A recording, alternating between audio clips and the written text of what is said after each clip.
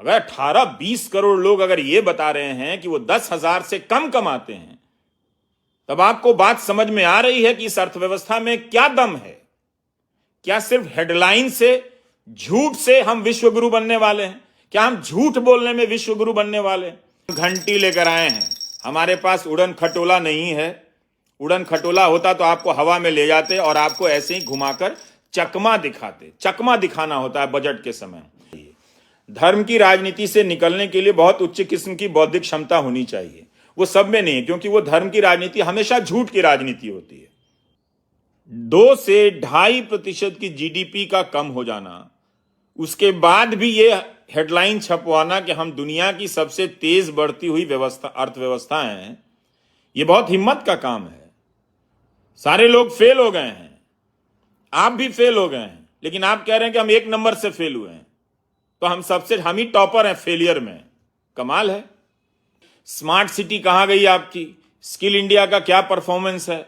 Make in India का क्या performance है? इस पर आप बात ही नहीं करते, इसका कोई डेटा ही नहीं देते कि मैन्युफैक्चरिंग सेक्टर क्या घरेलू मांग के आधार पर फल फूल रहा है। ये बता दीजिए कि आपने कौन सा ऐसा मॉडल बनाया है मैन्युफैक्चरिंग का, मेक इन इंडिया का, जो निर्यात पर आधारित नहीं है, घरेलू मांग पर आधारित है। और अगर घरेलू मांग पर भारत की अर्थव्यवस्था तेजी से बढ़ रही है, तब फिर यहां के असंगठित क्षेत्रों में काम करने वाले जो लोग हैं, उनकी कमाई इतनी कम क्यों है? ये भी बजने लगी है। दोनों घंटियां आपको बजा रहा हूं यहां पे। क्यों बजा रहा हूं अभी बताता हूं। अगर आपके पास घंटी है तो आप भी घंटी बजाते रहिए। गोदी मीडिया ने क्या किया है कि झूठ का, आपको झूठ बताने के लिए पहले वो झूठ का पुलिंदा लेकर आया, अब झूठ का उड़न खटोला लेकर आया है, ऊपर ले गया है। पहले ही आप उसे देखते हुए अधर में लटके हैं, अब आप हवा में लटके रहेंगे। तो इसलिए हम ये घंटी बजा रहे हैं ताकि आप जमीन के नीचे आपकी नजर जाए कि कहीं जमीन खिसक तो नहीं रही है। और अभी बड़े बड़े उद्योगपति आएंगे ही जो बजट को एक्सेलेंट, सुपर स्मार्ट, 10 में 10 नंबर देने लग जाएंगे। तो आप भी कंफ्यूज हो जाएंगे कि सब 10 में 10 दे ही रहे हैं, तो मेरी हालत ऐसी क्यों है, कि आप पूछ कर देखिए। बहुत चिंताजनक हालत है। 10,000 से भी कम कमाने वालों का देश भारत बनता जा रहा है। आप लोग बेहतर तरीके से जानते हैं और अंदाज़ा भी होगा कि आपके आसपास के आम लोगों की सैलरी कितनी बढ़ रही है, क्या हो रहा है। फिर भी हमारा अंदाज़ा ये था कि जो सर्वे को लेकर अखबारों में हेडलाइनें छपेंगी वो बिल्कुल उसी के अनुरूप हैं। लेकिन आप उसे ध्यान से देखिए, कई जगहों पर हेडलाइन आपको मिलेगी कि दुनिया में जो मंदी है उसका असर तो है, लेकिन भारत इसके बाद भी दुनिया में सबसे तेज बढ़ती हुई अर्थव्यवस्था बन जाएगा। निर्यात घट जाएगा, लेकिन घरेलू मांग की वजह से हम दुनिया में सबसे बड़ी अर्थव्यवस्था बन जाएंगे। शायद ये पहली ऐसी अर्थव्यवस्था होगी जो सबसे तेज गति से बढ़ेगी, जो निर्यात पर निर्भर नहीं होगी। आपने कभी सुना है ऐसा? तो मुझे भी, मेरा भी ज्ञान वर्धन कीजिए कि ऐसी कोई व्यवस्था बताइए, अर्थव्यवस्था बताइए जिसमें निर्यात के घटने की आशंका जताई जा रही हो, लेकिन घरेलू मांग के दम पर यह दावा किया जा रहा हो कि हमारी अर्थव्यवस्था बहुत तेजी से बढ़ने वाली है। यानी कि आप आयात कीजिए और उसके लिए आप डॉलर दीजिए, निर्यात कीजिए मगर निर्यात मत कीजिए और डॉलर भी मत कमाइए, फिर भी आप घरेलू मांग के आधार पर आपकी अर्थव्यवस्था बढ़ जाएगी। है कि नहीं? आप समझ गए, इसलिए आप घंटी बजाइए। ठीक। तो हो क्या रहा है कि उसी हेडलाइन के नीचे आप ध्यान से देखेंगे, अभी कोई अखबार फेंकिए नहीं, देखिएगा आराम से, तो उसमें आपको अलग अलग तरह के संकटों, चेतावनियों, आशंकाओं की तस्वीर मिलेगी। जो दावे किए जा रहे हैं घर बनाने के, रसोई गैस देने के, ये सब पुराने दावे चल रहे हैं। इसमें भी बहुत बदलाव आ गया है। हम नहीं जानते कि जिन्होंने प्रधानमंत्री आवास योजना के तहत घर लिए हैं, उन्होंने लोन पर कितना पैसा उठाया, अपना जो हिस्सा लगाया, उससे उनकी क्या हालत है। रसोई गैस के सिलेंडर की हालत आपने देख ली है कि सिलेंडर के दाम कितने बढ़ गए हैं। कई मीडिया रिपोर्ट आई है कि लोगों ने सिलेंडर का इस्तेमाल छोड़कर वापस लकड़ी का इस्तेमाल शुरू कर दिया है। तो इस तरह से आप देखिए कि जो वही सब दावे चल रहे हैं योजनाओं के, मगर बहुत सारी योजनाएं गायब हैं। 8 साल से ये कहा जा रहा है कि हम जो स्ट्रक्चरल रिफॉर्म कर रहे थे उसका अब फायदा दिखेगा। बीच में कोविड के कारण रुकावट आ गई थी, अब फायदे का समय आ रहा है। अब 23-24 शुरू होने वाला है। 2 साल पहले का आंकड़ा देखकर बताया जा रहा है कि बेरोजगारी की दर में कमी आई है। कमाल ही है। Centre for monitoring Indian economy का डेटा बताता हूं। इसी साल जनवरी में, पिछले महीने में बेरोजगारी की दर 7.1%।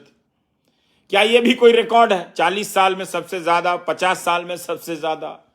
इस बार के आर्थिक सर्वे में कहा गया कि 2018-19 में बेरोजगारी की दर 5.2% थी, जो 20-21 में 4.2% हो गई। 21-22 या 22-23 के लिए बेरोजगारी दर का कोई डेटा नहीं है। कोई सिस्टम होगा, लेकिन हम तो पूछ सकते हैं, क्या अखबारों में यह बात प्रमुखता से बताई गई है कि बेरोजगारी घटने का जो आंकड़ा है 2 साल पहले का है, इस साल का नहीं है, ना पिछले साल का है? इसका मतलब यह नहीं कि आज बेरोजगारी कम हो गई है। जो खबरें आप पढ़ रहे हैं बेरोजगारी कम होने की, आज नहीं कम हुई है। यह क्या बताता है? क्या यह सब बताया जाता है किसी हेडलाइन में? मुझे नहीं लगता है। आप चेक कीजिए, पढ़िए। तो आर्थिक सर्वे में एक तरफ क्या दिखाया जा रहा है कि जीडीपी घटी है, तमाम चीजों के असर हैं, लेकिन रोजगार कम, बेरोजगारी घट गई है। यह कैसे होता है? जीडीपी के घटने से बेरोजगारी बढ़ती है या घट जाती है? बताइए ना आप। इसलिए मैं घंटी बजा रहा हूं, घंटी। आप भी बजाएं घंटी। ये ट्वीट यूपी के मुख्यमंत्री योगी आदित्यनाथ जी ने किया। उन्होंने लिखा कि सीएमआई, और उनका जो लिखा हुआ मैं पढ़ रहा हूं, युवा शक्ति के प्रति प्रतिबद्धता एवं सरकार के प्रयासों का ही सुफल है कि सीएमआईई के सर्वेक्षण 2016 में जो बेरोजगारी दर 18-19% थी, वो घटकर अब लगभग 2.7% हो गई है। लेकिन इसी सीएमआईई का डेटा बताता है कि हरियाणा में बेरोजगारी की दर देश में सबसे अधिक है, 37%। तो वहां के मुख्यमंत्री इस डेटा को स्वीकार नहीं करते हैं। और अगले बजट में फिर आपको 1947 के बाद पता नहीं 57 का डेटा दे दिया जाए कि 2047 का हमने एक अमृतकाल का टारगेट रखा है। अब 47 के बाद 2057 का हम महाअमृतकाल का डेटा रख देते हैं। यह अमृतकाल चल रहा है कि जिसमें डेटा को देख के ही पता चल रहा है कि गड़बड़ी है। अमृत की तरह सत्यता तो नजर आनी चाहिए। तो आर्थिक सर्वेक्षण में क्या है जनवरी में कि भारत में बेरोजगारी की दर 7.1% है, जो सरकार का दावा है उससे 3% अधिक है। और शहरों में बेरोजगारी की जो दर है वो 8.6% है। और ब्लूमबर्ग के अनूप रॉय ने भी रिपोर्ट किया है कि सीएमआई का डेटा बता रहा है कि पिछले दिसंबर में बेरोजगारी की दर काफी बढ़ी थी। नवंबर में पिछले साल 8% थी और दिसंबर में बढ़कर 8.3% हो गई, जो पिछले 16 महीनों में सबसे अधिक थी। और राहुल गांधी ने भी भारत जोड़ो यात्रा में क्या कहा था कि देश में 100 में से 42 युवा बेरोजगार हैं। अब 2020-21 का आप आंकड़ा दे रहे हैं, तो हम लेकर क्या करें इसका? 21-22, 22-23 2 साल गुजर गए हैं। उसमें जो बेरोजगारी के बढ़ने के आंकड़े हैं उन पर भी तो उन पर कब बात होगी? 2 साल बाद बात होगी। उसका क्या फायदा होगा बात करने का? उसका तो कोई फायदा नहीं है। तो जो भी उड़न खटोला में जाकर बजट बता रहा है, उसके नीचे ये घंटी बजा दीजिए और पूछिए कि ये सारी बातें हो रही हैं कि नहीं हो रही हैं। पीढ़ी भी अमृत पीढ़ी हो गई है। कमाल है। और उन्होंने कहा कि ऊर्जा और उत्साह से भरा हो इस देश का युवा। कौन सा युवा, कहां का युवा ऊर्जा और उत्साह से भरा हुआ है? गुजरात से लेकर उत्तराखंड, राजस्थान से लेकर हिमाचल, बिहार, कहीं भी उठाकर देखिए तो हमारा युवा क्या कर रहा है। सरकारी भर्ती परीक्षा से परेशान है, पेपर लीक होने से परेशान है, रिजल्ट में देरी से परेशान है, नियुक्ति मिलने से परेशान है, हजार तरह से परेशान, लाखों की संख्या में युवा। अभी हाल में हिमाचल प्रदेश में सिपाही भर्ती परीक्षा के लीक को लेकर सीबीआई ने कई राज्यों में छापे मारे और यह परीक्षा पिछले साल मई की है। ये गुजरात में भी क्या हुआ? पंचायत जूनियर क्लर्क की परीक्षा के लिए 9 लाख छात्र घर से निकलने वाले थे, परीक्षा रद्द हो गई। बिहार में भी यही खबर है, लाठियां खानी पड़ी लड़कों को। एक ही चीज बदलाव आ रहा है कि अब पेपर लीक कराने वाले गिरोहों को पकड़ा जा रहा है। यूपी सरकार भी पकड़ रही है, गुजरात में भी ये पकड़े गए हैं, हिमाचल में भी पकड़े गए हैं। तो ये आप बार बार नौकरी और भर्ती परीक्षा की जो बात करते हैं उसके असर में हुआ है, नहीं तो पहले ये सब नहीं होता था। पेपर लीक होते थे, परीक्षाएं रद्द होती थी, आपकी उम्र बर्बाद कर दी जाती थी। उत्तराखंड में भी हुआ, वहां भी पेपर लीक की बात सामने आई।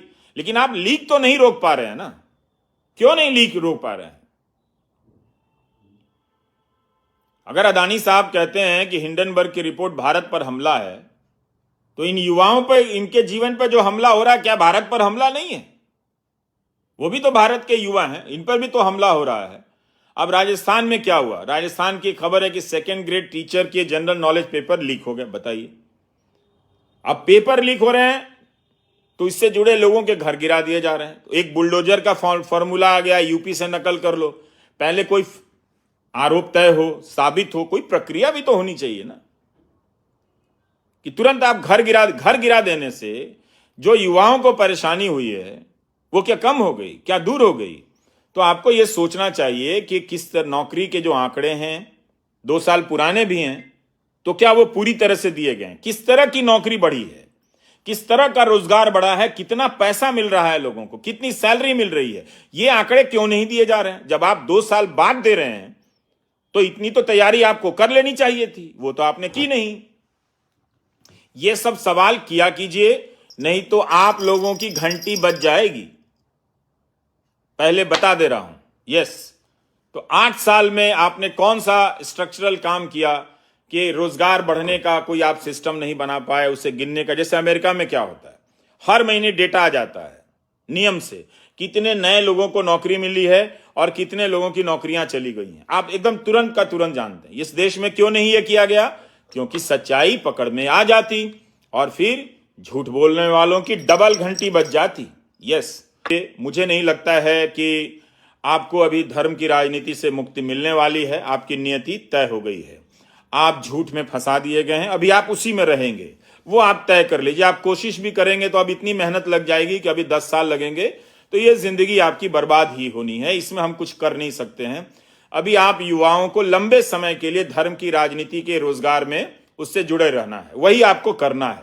कोई दूसरा विकल्प आपके पास आपको नजर नहीं आता है और आप इससे बाहर निकलने की क्षमता नहीं है आप में, ये मान लेनी चाहिए। धर्म की राजनीति से निकलने के लिए बहुत उच्च किस्म की बौद्धिक क्षमता होनी चाहिए, वो सब में नहीं है, क्योंकि वो धर्म की राजनीति हमेशा झूठ की राजनीति होती है। धर्म तो सत्य बोलने का साहस देता है ना, तो सत्य बोलकर दिखा दीजिए ना। क्यों नहीं सेबी ने कोई कार्रवाई की? क्यों नहीं सेबी ने सार्वजनिक रूप से बयान दिया जब अदानी ग्रुप पर इतने बड़े आरोप लगे?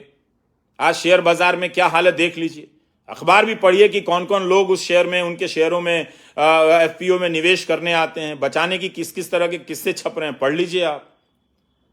तो जिस तरह की गुलाबी तस्वीर पेश की गई है, आप वायर में अरुण कुमार का वो लेख पढ़िए कि ई श्रम में 28 करोड़ लोगों ने जो पंजीकरण कराया है, उनमें से 94% लोगों ने बताया है कि 10,000 से कम की सैलरी है। विश्व बैंक कहता है कि 13,000 रुपए के आसपास कमाने वाले लोग गरीब हैं। तो असंगठित क्षेत्र में जो लोग काम कर रहे हैं वो 10,000 से कम कमा रहे हैं, यानी वो गरीब हैं। तो ये कैसा भारत है और किस तरह की दुनिया की सबसे तेज बढ़ती हुई अर्थव्यवस्था है कि 23 करोड़ लोग सरकार के ई श्रम पोर्टल पर पंजीकरण कराते हैं और उसमें से 94% लोग बताते हैं। सोचिए, ये तो 18-20 करोड़ से ज्यादा हो गया। गणित में मैं थोड़ा कमजोर हूं। अगर 18-20 करोड़ लोग अगर ये बता रहे हैं कि वो 10,000 से कम कमाते हैं, तब आपको बात समझ में आ रही है कि इस अर्थव्यवस्था में क्या दम है। क्या सिर्फ हेडलाइन से, झूठ से हम विश्वगुरु बनने वाले हैं? क्या हम झूठ बोलने में विश्वगुरु बनने वाले हैं? तो इन सवालों के साथ आप बजट को देखिए और उन उद्योगपतियों की कम सुनिए जो किसी दबाव में, कथित दबाव में और किसी घबराहट में इस बजट को 10 में 10 देने वाले हैं। तो आप समझ जाइए, इसलिए आपकी घंटी बज चुकी है। इसलिए मैं कर्नाटक से, बेंगलुरु से ये घंटी खरीद के लाया हूं, ताकि आप भी इस तरह की घंटी खरीदें और अपनी नींद, खुद को नींद से जगाते रहें, घंटी बजाते रहें। नमस्कार।